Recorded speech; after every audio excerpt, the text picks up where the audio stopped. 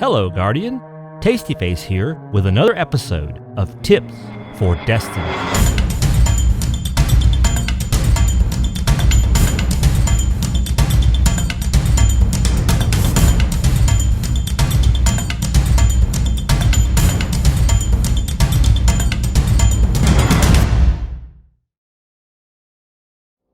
Hi, everyone. The other day we started wondering just how small of a team could beat the Vault of Glass if they don't have Gjallarhorns and they don't use the grenade cheese to make Atheon kill himself. Conventional wisdom says the mechanics of the Atheon phase require at least 4 people, but with a clever trick we found we could do it with just 3.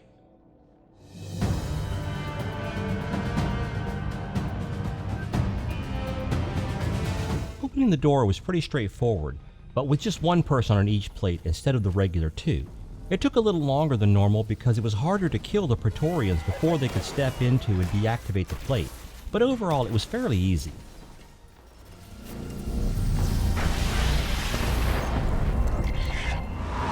After a couple minutes, the beam fired up and the door opened.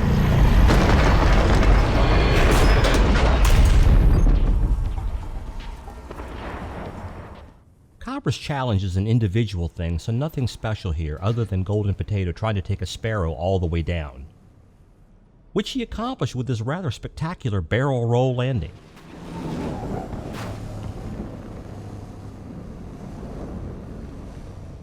Let's see that again in slow motion.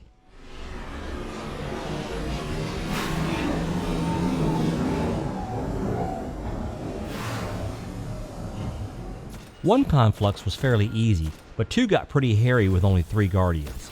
Golden and Carp handled left while I managed to solo right. Third wave is always easier, and even split among 3 confluxes, we didn't have as hard a time as with second wave. My recorder wigged out on me and missed almost all of the Oracle's phase, so I can't show you that part. We found that we just didn't have the firepower to use the regular wipe and snipe strategy, so we fought this phase down in the well. Lots of frantic run and shoot, but we actually made it through on the first try.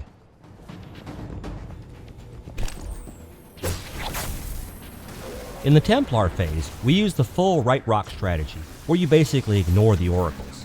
It really helps to have an outstanding relic runner like Carp. And here you can see Golden taking a perfectly timed final kill shot.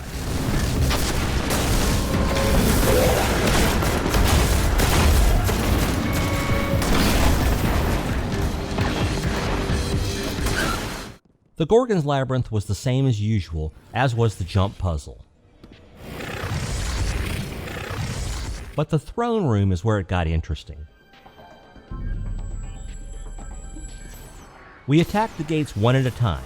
Golden and I retrieved the first relic while Carp held the gate. Notice the route Golden takes here to avoid the exploding gatekeeper and the top Minotaur, making this part a bit easier. Once we came out of the gate, Golden did a quick cleanse before dropping the relic, otherwise you lose the cleansing charge that's built up. I grabbed the relic and moved up to suppress the throne.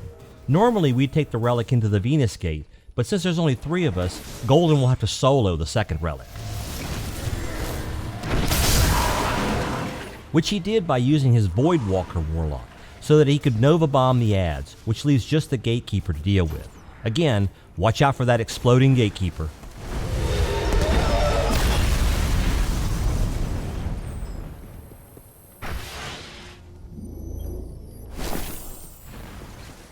After Golden leaves the gate, Carp switches places with me and takes over suppressing the Minotaurs on the throne area.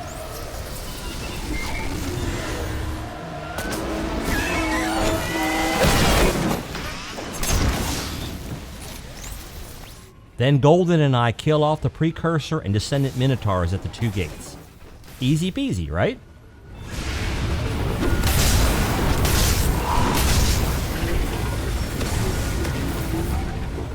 So, we're finally at Atheon and our little trick.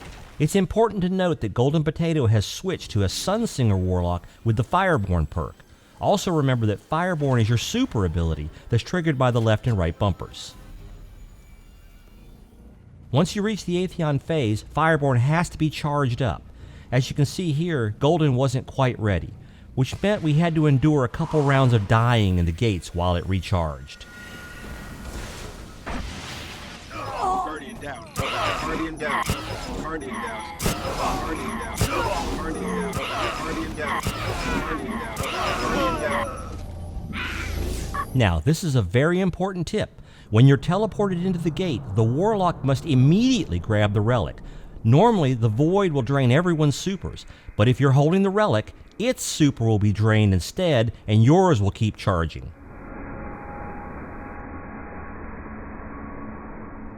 Okay, now that we have Fireborn charged up, we can execute our little trick. Golden Potato is the one who actually came up with this idea. He flings himself off the side and dies. Since Atheon doesn't see dead people, he only teleports Carp and me into the gate. As soon as the teleport happens, Golden resurrects himself outside to stop us from dying inside the gate. And as he opens the gate and kills supplicants, Carp and I do our normal thing, with her running Relic and me killing Oracles.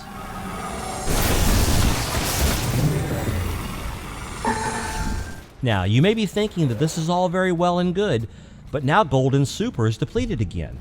What you may not realize is that Time's Vengeance not only gives you a damage buff, but it also completely recharges your super.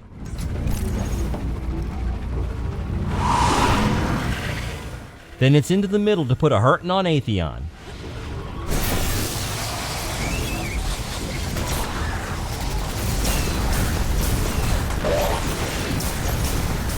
As Time's Vengeance runs out, Golden and his fully recharged Fireborn jump off the side to repeat the process. Guardian down.